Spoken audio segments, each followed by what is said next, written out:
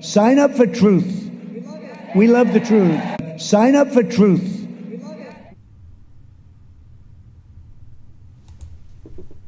You motherfuckers. You slimy, cheesy, disgusting motherfuckers, man. You forced professional athletes, players, AFL players, and this goes to any sport, but I'm focusing on football. You forced these players to get vaccinated, man. Only a year later for it to be removed.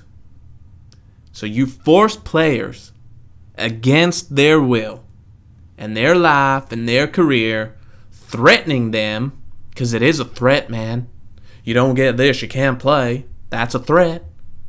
You're threatening them because if they don't get it, they can't play. Therefore, they can't live out their dreams and provide for their family. Right? Now, a year later, here we are. The AFL has scrapped these mandates for vaccines, man. Liam Jones. Y'all remember Liam Jones, right? Defender for the Blues. He didn't want to get that vaccine, man. And I know damn well that a lot of players didn't want to get it. But he stood his ground, man. He said, fuck that. Fuck that shit. I ain't putting that shit in my body. His body, his will, right?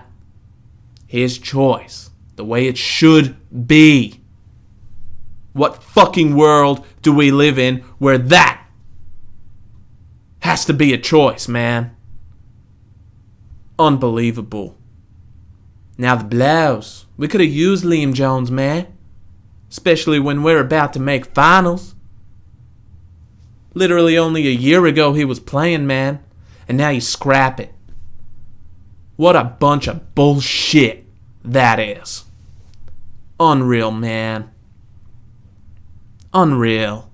I don't even know where to begin with this shit, man. I'm sick of this. Why should he miss out, man? Why?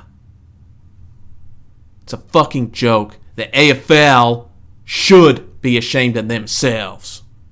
And you better damn well hope we get compensated for that, man. Ridiculous. And don't give me these bullshit excuses that players that got this vaccine are protected. No, they fucking weren't. Where?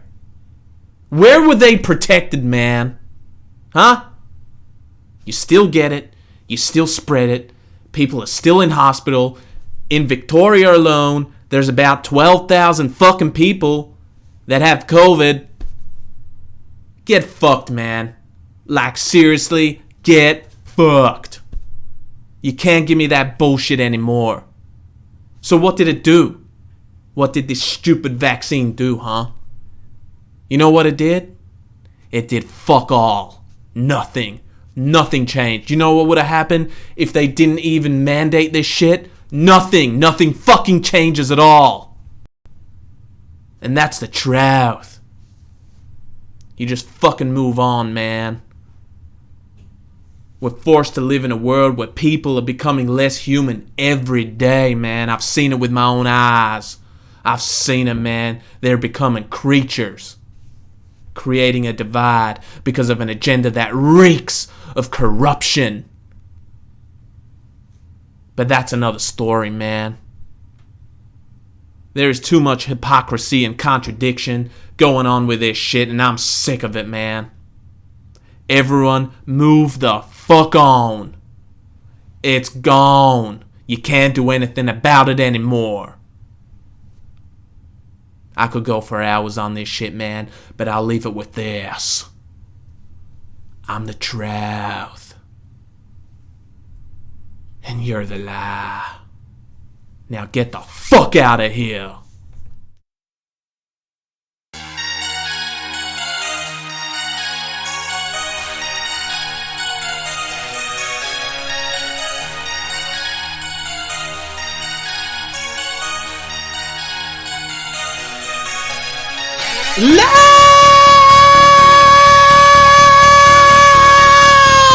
Ladies and gentlemen,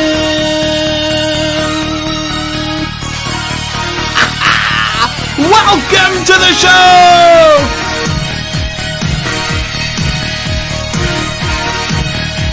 I am your host, Andrew Illy! And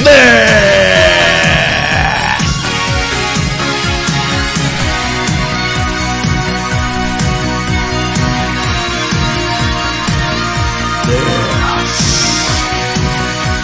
is the ball of motherfucking truth, man.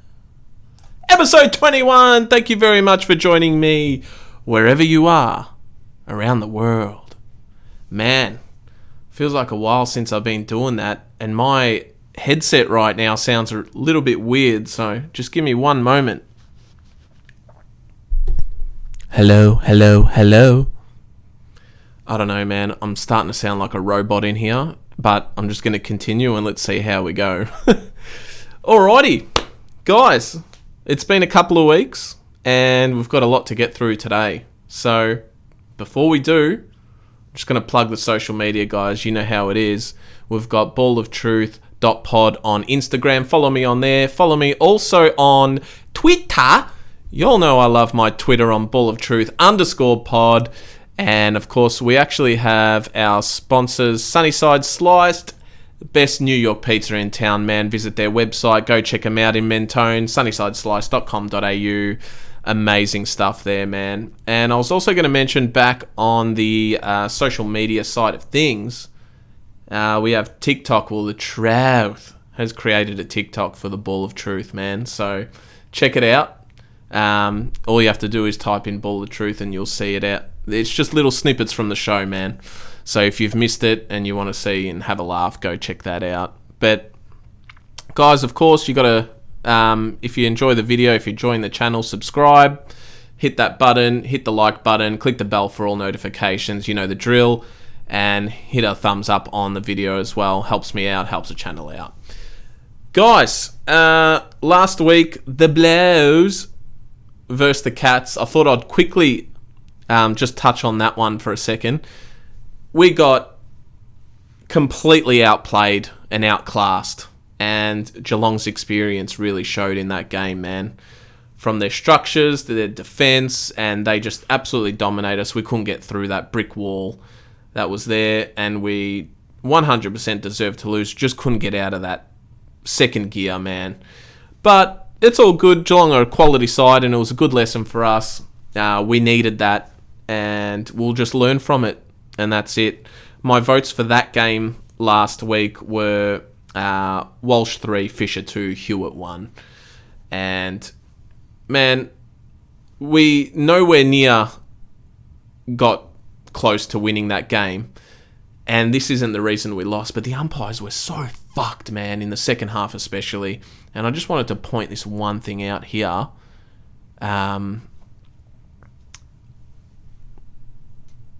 Sign up for truth. We love the truth. Sign up for truth. We love the truth.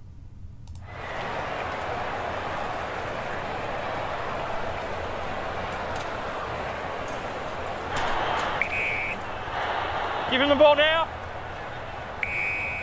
50 metres. Danger had the ball.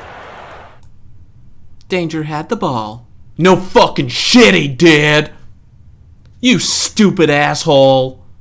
What the fuck, man? What is wrong with these motherfuckers? These fairy-bred losers, man. Oh, man. I'm sick of this. It was a close game, man. It was only 2 goals of difference, man. And then that shit happened. And then the whole course of a game can change, man. Momentum, frustration, these pointless pencil dick motherfuckers. They got some nerve, man. Some nerve. Oh my God, I'm sick of this. I'm sick of this, man. I don't know what to do anymore, man. I don't know. Back to you, man. I don't know, Truth. They're cooked, man. They're cooked. Just thought would share that, guys. That 50-metre penalty. I don't know what the fuck Doherty was meant to do there. Anyway, let's move on from that, guys. This weekend that just went by, we had a fucking epic round, man. Let's go to the ladder and what it looks like. So we've got Geelong still on top, guys. And I'll read you the results of what happened. The first game was Richmond and Fremantle, which ended up in a draw. Unbelievable stuff there. There's a crazy ending to that game. Hawks beat North by 46 points. Sydney beat Adelaide by 33 points. Geelong, again, strong win in a close one at Adelaide, against Port Adelaide. Very, very interesting game, that one. It was a big comeback from Port Adelaide. They actually hit the lead, but they couldn't hold on, man. Brisbane beat Gold Coast Suns in the Queensland Derby there. And we've got Western Bulldogs beating and upsetting Melbourne. A little bit of a comeback there from them as well. They won by 10 points. The Blows won by 36 points against the Giants. St Kilda beat Eagles. And man, Essendon. Oh my God. Collingwood Essendon from yesterday. I'm just going to show you guys how it ended. I'll show you the last minute. Let's have a look. See the Bombers fly up to win the premiership flag. Our boys who play this grand old game are always... What are you doing, Bombers? Oh, man, I don't know how they fucked that up. Like, if we just go back to this for a second, I don't know how Elliott marked this with the 2-on-1. I'm just going to forward it a little bit, guys. From the counter-attack, there's two players on Elliott that can easily intercept this ball, but the one closest to Elliott, the Essendon defender, I can't see who it is, he turns his back on the ball. He doesn't keep his eyes on the ball, and if he kept his eyes on the ball, and Collingwood do it again, man. Again. Now, I went back and had a look at their results. I think they've won 3 games by 4 points, 2 games by 5 points, 1 game by 7 points, and a few games by 11 points. Just crazy stuff. Unbelievable, man. They've won 9 in a row. I mean, that kind of momentum can win you flags. Seriously.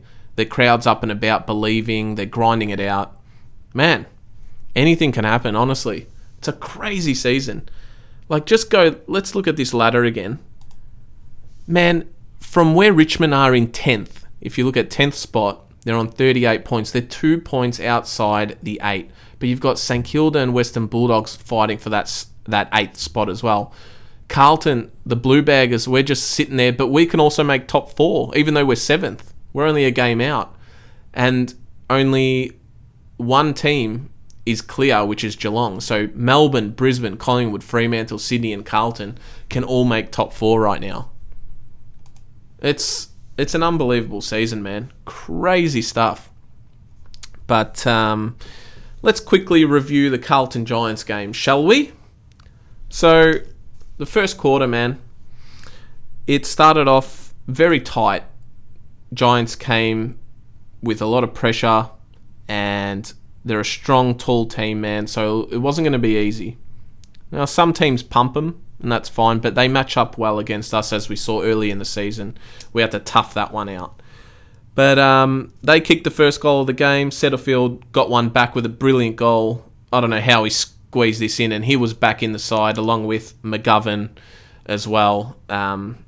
Finally, he made his return from that hamstring after so many weeks out. It's good to see him back. But GWS started well, man, and we were just grinding out the quarter. We ended up hitting the lead at the end of the quarter. I think Harry Mackay and Charlie scored some goals. At the end of the first quarter, it was 22-12. So we edged in front. And at the midpoint of the first quarter, we kind of took control of that game. But we weren't anything exciting, man. In the second quarter, the energy and the intensity just wasn't there. It was a bit lackluster. And we let them back in the game towards half time, man. They scored the last couple. Cottrell kicked the only 2 goals of that quarter for us. great setup goals they were. So at halftime, it was 36-33, very close game, but we just didn't get out of that gear again, man. It was quite frustrating to see, but I had all faith we'd turn it around, and in the third quarter, that's exactly what happened. We stepped it up a notch, and it was a very disciplined performance, man. Like, we didn't play great, but we did the right things, and we stuck to the game plan and the structures, and we held on. Charlie started turning it on, Charlie Curnow. But the biggest concern of that third quarter, man, early on, was Sam Walsh rolling that ankle. It looked bad, man, really bad. He couldn't walk off. He was hobbling. He had to get the 2 trainers to take him off, and everyone in the crowd was just silent. Pretty much how they were when GWS would score a goal, because I'm telling you now, you could hear a pin drop in that stadium when Giants scored a goal.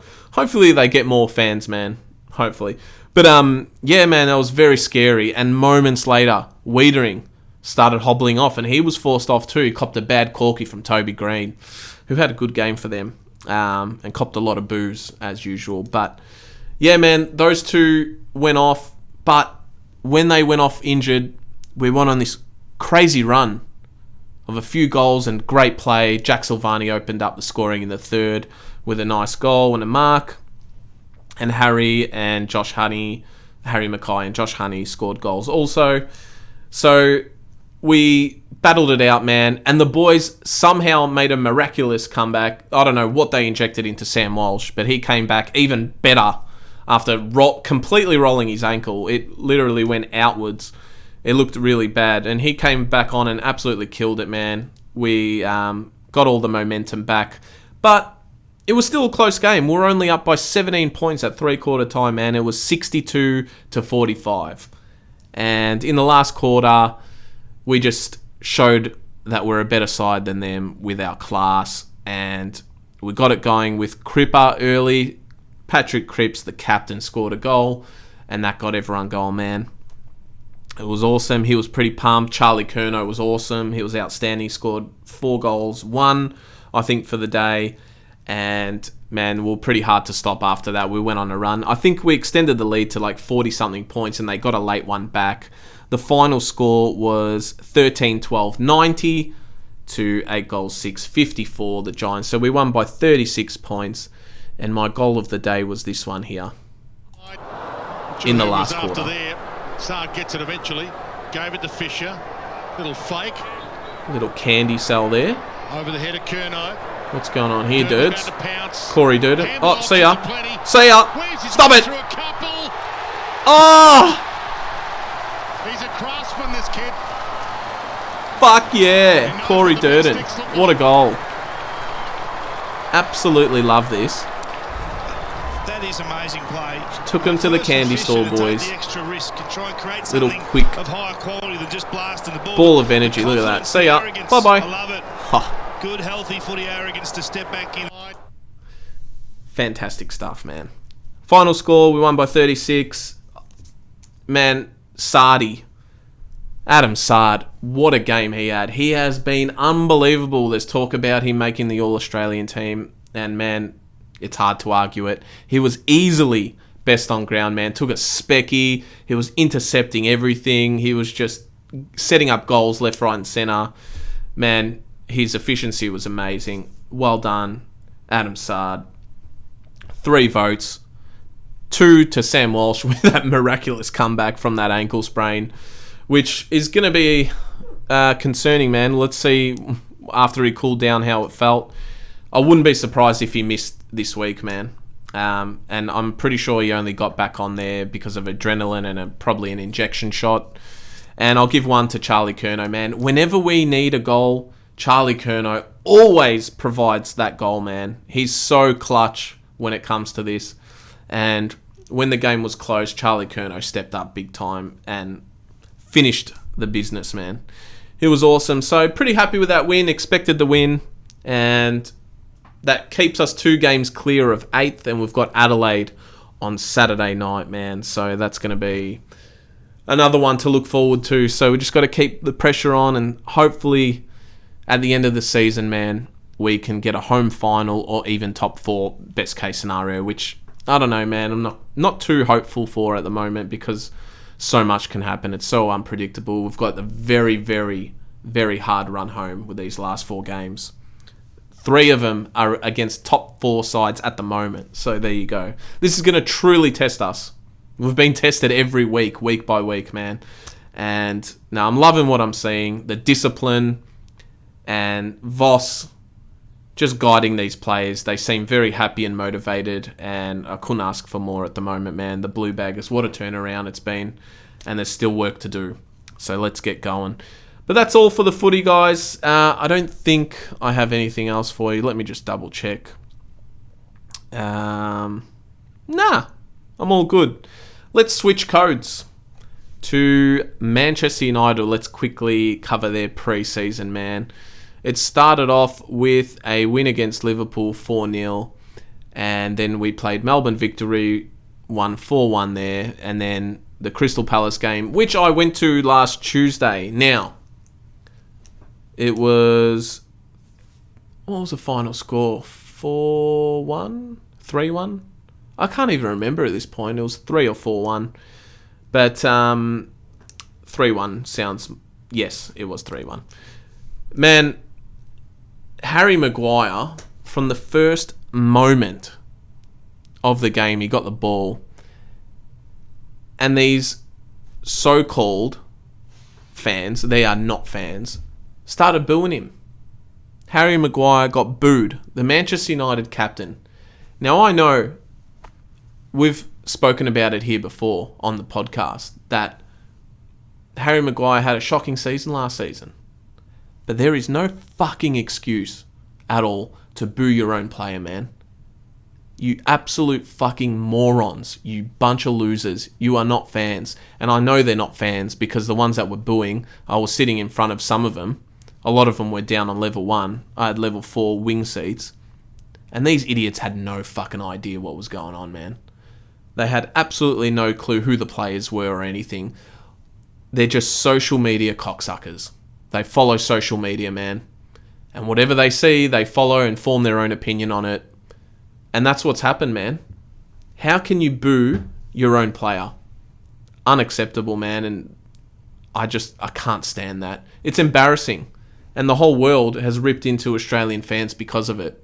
Setting such a shitty example, as if they're going to want to come back now because of that. Just crazy shit.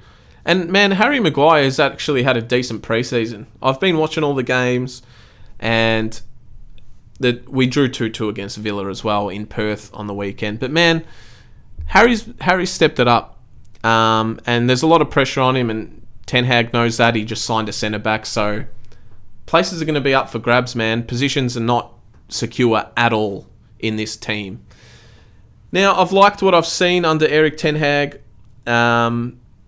And the biggest problem for me, though, is that midfield. Now, they're going hard to sign Frankie de Jong from Barcelona. They owe him a shitload of money, and they're trying to force him out, trying to force the transfer through. But he doesn't want to go, and I think in the end he's just going to take a pay cut and stay because he doesn't want to go to the Premier League and probably wants to play Europe in Champions League and whatnot. So I don't know why we're wasting our time on him. I really, really don't see us signing him at all. I don't know why he'd want to come. He's never stated it. It's just all these bullshit news and rumours, man. But yeah, I think we need to forget him and sign someone else as soon as possible. Because Fred and McTominay in that midfield, nah. Will not work, man. No matter who the fucking coach is, those two, nah. We will get found out, and we already have pre-season again. Fewer little old habits kicking in, man. But yeah, Tyrell Malacia, the left back, who's going to compete with Luke Shaw. That's awesome to see. He was very, very impressive in Melbourne, man. When I watched him live, very good to see. We've still got Ericsson to come in, so that will boost things. Even though he's kind of towards the end of his career and that miraculous comeback. Not expecting too much from him, but he will add a bit of flair. But man, we just need to sign another midfielder, a winger, and a striker because we don't know what's going on with Cristiano Ronaldo. And man, on that, Cristiano Ronaldo, I've been saying he's not the problem, and he's not the problem. But after this preseason and saying that he wanted to leave, now he might be a problem coming into this season, because the only reason I say it is because he wants to leave. Well, that's what the news says. He has not come out and said anything at all. We don't know anything yet. But let's just base it on what's going on here in the news, that he wants to leave and he's trying to find a way out. I don't blame him one fucking bit at all, especially after last season. No, like, man, let the guy go if he wants to go. Seriously. I would love to keep him because I love him. He's my favourite player and I think he's the GOAT. And I think he will add a lot to this team. The reason I think it might be a good idea for him to now leave is because of this preseason we've done without him. Now, I know last season is the same, but now all these little loser players, your Martial, your Rashfords, and all the young players, are they going to have the same attitude they did last season with Ronaldo coming back into the squad? And that might cause a problem like it did last season. Last season, it wasn't Ronaldo's fault. This season, it may be his fault because he said he wants to leave. And if Erik ten Hag brings him back in, then it's going to cause dramas. Now, it won't cause dramas if those players can man up and accept the fact that he's coming back. I don't see that happening because they're immature. But let's see what happens, man. I want him to come back, but I don't know if it's going to be the best idea now, this season. So, let's see, man. Martial's been in great form, which is awesome to see. Now, will he do that on the big stage because he's a lazy fuck? Let's see if Erik ten Hag can kick him up the arse and push him to be a good player, man, because he's got potential. Rashford, he's got a lot to prove as well. He had a shocker last season. Just needs that confidence back, man. So, there's that. But yeah, we still need... Sancho's been another bright light this preseason as well. But we still need something, man. Either striker, winger, definitely a centre mid.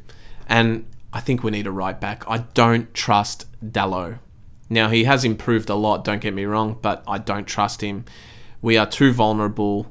My starting back four would literally be right now. I'm 50-50 on Luke Shaw and Tyrell, but I would play, honestly, Varane and Martinez, who's coming in from Ajax, our new signing. That's a bit harsh on Harry Maguire, but if they want to keep Harry in, Varane is going to miss out. So what the fuck does Erik ten Hag do? I've got no idea, man. Let's see what happens. The season is so close. We're literally 2 weeks away, man. I can't wait. I'm pretty excited to see where we go from here. But yeah, it's gonna be another tough season, I think. Especially first season, Erik ten Hag taken over. But in saying that, man, it can't be worse than last year. And if it is, then fuck, I've got no hope left. But yeah, man, that's pretty much what I wanted to cover today. Thank you for being patient with me over the last couple of weeks. I know I haven't uploaded an episode. But man, it's here. We've done it. We're 30 minutes in, and I think that's a great time limit for that. So I'm going to call it there, guys. I don't think I've missed anything at all. I'm just double checking my list and my notes. Can't see really anything at all. And guys, there will be more. There is much more to come, especially with the Premier League coming up. We're going to do a big Premier League preview show on its own, away from the footy. And I will be back here to discuss footy again on Monday after the weekend. But yeah, man, that's pretty much it from me. Thanks again. I love you all. Remember to subscribe to the channel, hit the like button, follow me on all social medias, Instagram, Twitter, TikTok, even though I hate it. Just put it out there. Let them do their thing, man. Have a bit of fun and like the video, hit that thumbs up and the bell for all notifications. But guys, thank you again. I love you all and I'll leave it there. Hope you had a good time and a laugh, and I will see you next time. Adios, goodbye.